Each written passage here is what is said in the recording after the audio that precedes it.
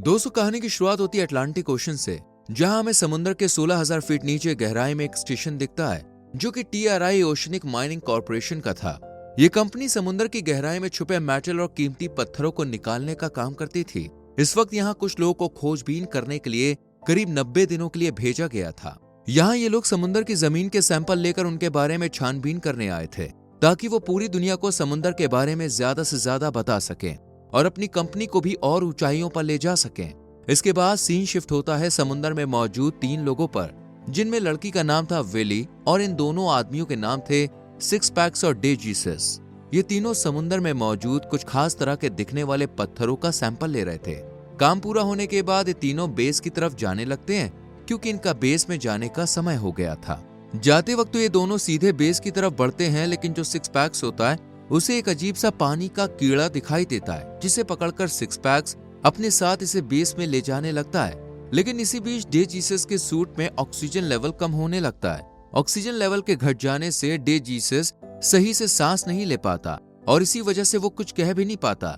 लेकिन जो इनका कैप्टन था, जिसका नाम था बैक, उसे बेस में बैठे बैठे मशीन की मदद से ये बात पता चल जाती है। ये खबर मिलते ही बैक बेस में डॉक्टर को तलाश करने लगता है, लेकिन डॉक्टर बहुत ढूंढने के बाद भी उसे कहीं मिलता नहीं है। ये देखकर बैक बहुत घबरा जाता है और खुद ही डे जीसस के ऑक्सीजन लेवल को संभालने की कोशिश में जुट जाता है। पर बेचारा इस सब के बारे में नहीं जानता था, इसलिए उसे ये सब समझने में काफी दिक्कत होती है। पर आखिरकार वो इस काम को करने में कामयाब हो जाता है। डे जीसस की कंडीशन देख विली और सिक्स पैक्स भी इसकी बहुत हेल्प करते हैं और बड़ी मुश्किल से उसे संभालते हुए बेस के अंदर ले जाते हैं। बेस में लाने के बाद ये देखते हैं कि डे जीसस अब भी जिंदा है और उसकी सांसें जो है वो चल रही हैं, लेकिन ऑक्सीजन लेवल की वजह से वो बेहोश हो गया था। कुछ देर बाद डे जीसस को होश आ जाता है और हम देखते हैं कि डे जीसस अब बिल्कुल ठीक है। इसके बाद बैक सब लोगों के साथ एक मीटिंग रखता है और बताता है कि अब हम यहाँ सिर्फ 3 दिन के लिए और हैं। इस एक्सपेरिमेंट को करने के बाद हम वापस जमीन पर चले जाएंगे। ये सुनकर सब लोग खुश होने लगते हैं। इसी बीच यहाँ डॉक्टर भी आ जाता है। डॉक्टर को देखकर बैक उस पर काफी गुस्सा होता है और कहता है कि मैं तुम्हारी शिकायत सीनियर से करूंगा। डॉक्टर कहता है, आखिर मेरी गलती क्या है? इस पर विली बताता है कि डे जीसस के सूट में ऑक्सीजन लेवल कम हो गया था। अगर इसको वक्त पर हैंडल नहीं किया जाता तो इसकी जान भी जा सकती थी। यह सुनकर डॉक्टर को अपनी गलती का एहसास होता है और वो सबको सॉरी भी बोलता है। इसके बाद सब फिर से अपने अपने काम में लग जाते हैं। लेकिन जब विली सबके सूट चेक कर रही होती है तो उसे अपने सूट में कुछ हलचल महसूस होती है। विली जब अपने सूट के पास जाकर देखती है तो वही समुद्री कीड़ा जिसे सिक्स पैक्स ने बेस में आते वक्त हाथ में पकड़ लिया था, ये सूट से बाहर निकलकर विली को डरा देता है और यहाँ से जाने लगता है। ये देखकर विली काफी घबरा जाती है। विली समझ जाती है कि ये काम सिक्स पैक्स का ही है, इसलिए वो उस पर काफी गुस्सा होती है। वहीं दूसरी तरफ हम डॉक्टर और बैक को देखते हैं, जो कि अपने सीनियर से बात कर रहे थे, लेकिन सीनियर की आवाज रोबोटिक वे में सुनाई देती है। यह रोबोटिक आवाज इनसे पूछती है, क्या तुम्हें एक्सपेरिमेंट के दौरान कोई कीमती चीज मिली या दिखाई दी? इस पर बैक कहता है, नहीं, हमें सिर्फ चांदी मिली थी। ये सुनकर ये रोबोटिक आवाज गुस्सा हो जाती है और जल्द ही कोई कीमती चीज तलाशने के लिए कहती है। इसके बाद हम देखते हैं कि सब लोग बैठे हुए खाना खा रहे थे, पर इसी बीच इनके बेस में कुछ हलचल होने लगती है और इस हलचल की वजह थी समुद्र में उठने वाली तेज लहरें। ये देखकर ब्रिजेट कहती है, बस हमें सिर्फ 2 दिन और इस नर्क में रहना है, फिर हम अपने घर वापस जा सकेंगे। ब्रिजेट की बात सुनकर बैक काफी परेशान सा हो जाता है और ऐसा लगता है जैसे वो कुछ कहना तो चाहता है पर वो कह नहीं पाता। दरअसल बैक को अब पता चल चुका था कि उन्हें यहाँ पर किसी साइंटिफिक मशीन के लिए नहीं भेजा गया है, बल्कि उन्हें तो समुद्र में दबे छुपे खजाने की खोज करनी है और इसी काम के लिए उन्हें यहाँ भेजा गया है। सीनियर की बात से बैक को भी लगने लगा था कि वो 2 दिन बाद यहाँ से नहीं जा पाएंगे। खाना खाने के बाद सब सोने के लिए चले जाते हैं। अगले दिन अब विली और सिक्स पैक्स को समुद्र की सतह पर देखते हैं, जो कि खुदाई करने गए थे। काम खत्म करने के बाद जब ये वापस बेस की तरफ आते हैं, तभी समुद्र में लहरों का तूफान आ जाता है, जो कि सिक्स पैक्स को अपने साथ बेस से काफी दूर ले जाता है। ये देखकर विली काफी परेशान हो जाता है, इसलिए वो सबसे पहले तो बेस में सबको सिक्स पैक्स के बारे में बताती है कि वो लहरों के साथ दूर चला गया, और फिर इन्हें इन्फॉर्म करने के बाद खुद ही उसे समुद्र में ढूंढने निकल पड़ती है। थोड़ी ही दूर चलने के बाद उसे एक डूबा हुआ पुराना सा जहाज मिलता है। ये देखकर विली भी इसके पास जाती है और वहीं इसके सूट में जो कैमरा लगा था उसकी मदद से बेस के सभी लोग भी ये नजारा देख रहे होते हैं। डॉक्टर इसे देखकर कहता है कि ये एक रशियन शिप है जिसका नाम है लेवाथन। ये सुनकर ब्रिजेट इसके बारे में रिसर्च करती है और उसे पता चलता है कि अभी ये जहाज रशियन नेवी में मौजूद है। इस पर डॉक्टर कहता है, कहीं ये रशियन नेवी की ही तो चाल नहीं है जो हमें किसी जाल में फंसाना चाहती हो। वहीं विली शिप के अंदर जाती है जहां उसे कुछ इंसानों के कंकाल मिलते हैं। कुछ दूर आगे जाकर इसे सिक्स पैक्स भी दिखता है जो कि एक बड़े से बक्से को उठाने की कोशिश कर रहा था। विली भी इसकी हेल्प करती है और दोनों इस बड़े से बॉक्स को लेकर बेस में आ जाते हैं। बैग जब इसे खोलकर देखता है तो उसे इस बॉक्स में कुछ शराब की बॉटल्स और कुछ किताबें मिलती हैं। यहाँ हम देखते हैं कि इनमें से एक बोतल सिक्स पैक्स ने पहले ही चुरा ली थी। बैग इस बॉक्स और रशियन के बारे में अपने सीनियर को भी इन्फॉर्म करता है। इस पर सीनियर कहता है कि ऐसे ही इस शिप के अंदर जाओ और भी कुछ कीमती चीजें ढूंढो, जरूर इसके अंदर और भी कुछ होगा। ये सुनकर बैग जब जमीन पर आने को कहती है तो ये सीनियर उसकी बातों को एक कान से सुन के दूसरे से निकाल देता है और कॉल कट हो जाती है। यानी बैग सही था, ये लोग अभी सतह पर नहीं जा सकते हैं। इसके बाद सिक्स पैक्स अकेले में बैठकर वही ड्रिंक पी रहा होता है, लेकिन तभी ब्रिजेट इसके पास आ जाती है और ड्रिंक को पीने लगती है। अगले दिन सिक्स पैक्स को काफी तेज बुखार चढ़ता है, जिस वजह से वो समुद्र में भी नहीं जा पाता। डॉक्टर इसके बुखार की वजह जानने के लिए उसके गले की स्किन काट लेता है ताकि इस बुखार का पता लग सके कि आखिर ये किस वजह से आया है, क्योंकि सिक्स पैक्स पहला ऐसा शख्स था जिसे यहाँ बुखार आया था।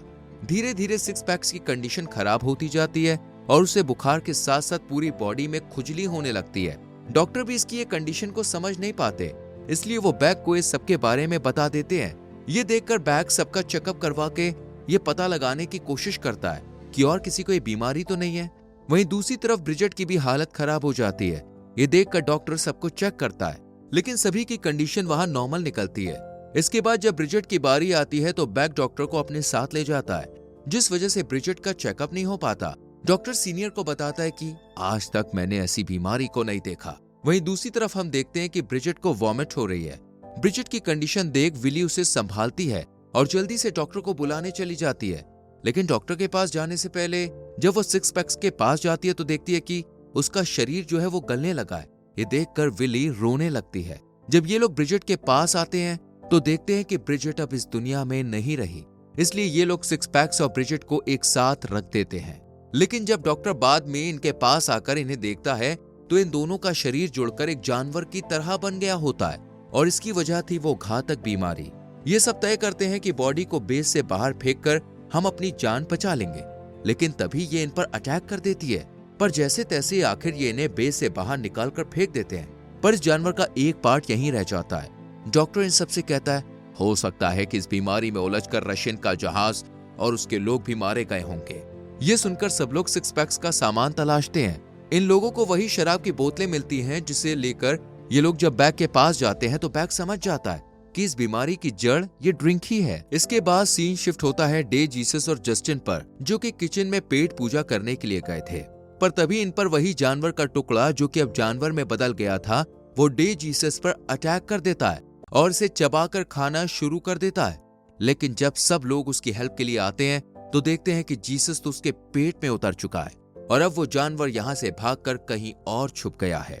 इसलिए बैग सबको हथियार देकर अपनी प्रोटेक्शन और उसको मारने का ऑर्डर देता है। इसी बीच वो जानवर कॉप के पैर पर हमला कर काट लेता है, लेकिन खुशकिस्मती से यहाँ डॉक्टर आ जाता है और इसका पैर काटकर उसे जानवर से बचा लेता है। इस तबाही के बाद जस्टिन और बैग उसे पकड़ने के लिए एक प्लान बनाते हैं और अपने खून की कुछ बूंदें गिराते हुए रूम की तरफ जाते हैं ताकि वो जानवर स्मेल सूंघता हुआ कमरे में आ जाए और ये उसे वहीं पर बंद कर दें। इसी बीच ये देखते हैं कि कॉप भी उस जानवर के काटने की वजह से उस जैसा ही होता जा रहा है। डॉक्टर इसे मारने का फैसला करता है, लेकिन जब इसके पास आता है तो ये उसे जकड़ लेता है और डॉक्टर भी धीरे धीरे उसी जानवर में कन्वर्ट होना शुरू हो जाता है। वहीं दूसरी तरफ ये जानवर रूम की तरफ पहुंच जाता है, लेकिन जब ये विली को देखता है तो उसका पीछा करने लगता है, लेकिन जस्टिन और बैग विली को सेव कर लेते हैं। इसके बाद ये सब डॉक्टर को देखने आते हैं, लेकिन यहाँ तो डॉक्टर नहीं बल्कि आधा जानवर बन गया था। ये लोग अपनी जान बचाते हुए बेस के मेन कंट्रोल रूम में आ जाते हैं और सीनियर से हेल्प मांगते हैं, लेकिन सीनियर किसी भी तरह की हेल्प करने से इनकार कर देता है। ये सुनकर बैग बेस का सेल्फ डिस्टर्ब मोड ऑन कर देता है, क्योंकि इसी एक तरीके से वो उस जानवर को खत्म कर सकते थे। ऐसा करने के बाद ये लोग अपने वाटर सूट लेने के लिए जाते हैं ताकि उसे पहनकर यहाँ से जिंदा बाहर निकल सकें। लेकिन रास्ते में इन्हें वही जानवर दिखाई देता है जिसके शरीर में डॉक्टर और जीसस दिख रहे थे और ये काफी बड़ा भी हो गया था।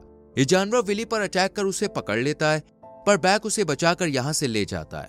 वहीं दूसरी तरफ जस्टिन सबके वाटर सूट को एक्टिवेट करके यहाँ से निकलने के लिए तैयार करता है और तीनों सूट पहनकर बाहर निकलने लगते हैं, लेकिन बैग का पैर यहीं फंस जाता है। इसी बीच ये क्रिएचर भी यहाँ आकर उस पर हमला करता है, लेकिन ये खतरों का खिलाड़ी उसे चकमा देकर बेस से बाहर चला जाता है। बाहर निकलते ही ये बेस ब्लास्ट होता है और वो क्रिएचर मारा जाता है और उसका खून हर तरफ फैल जाता है। ये तीनों अब समुद्र की ऊपरी सतह पर आकर बहुत खुश होते हैं, लेकिन तभी कुछ शार्क्स इनकी तरफ आने लगती है। लेकिन हेलीकॉप्टर जो इनकी हेल्प करने के लिए आ रहा था, उसकी आवाज सुनकर ये भाग जाती है। लेकिन फिर हम देखते हैं कि वही क्रिएचर फिर से इनके पास आ जाता है और जस्टिन को पकड़ लेता है। बड़ी मुश्किल से विली और बैक हेलीकॉप्टर में बैठकर यहाँ से सेफली चले जाते हैं और ये कहानी यहीं पर खत्म हो जाती है। दोस्तों, आपको ये कहानी कैसी लगी कमेंट सेक्शन में लिख के जरूर बताएं। कहानी अच्छी लगी हो तो वीडियो को लाइक और शेयर करें। चैनल को सब्सक्राइब करके बेल आइकॉन प्रेस करें, जिससे आने वाली वीडियोस के नोटिफिकेशंस आपसे मिस ना हो। हम मिलेंगे आपसे अगली वीडियो में। अपना बहुत ख्याल रखिए। Bye bye.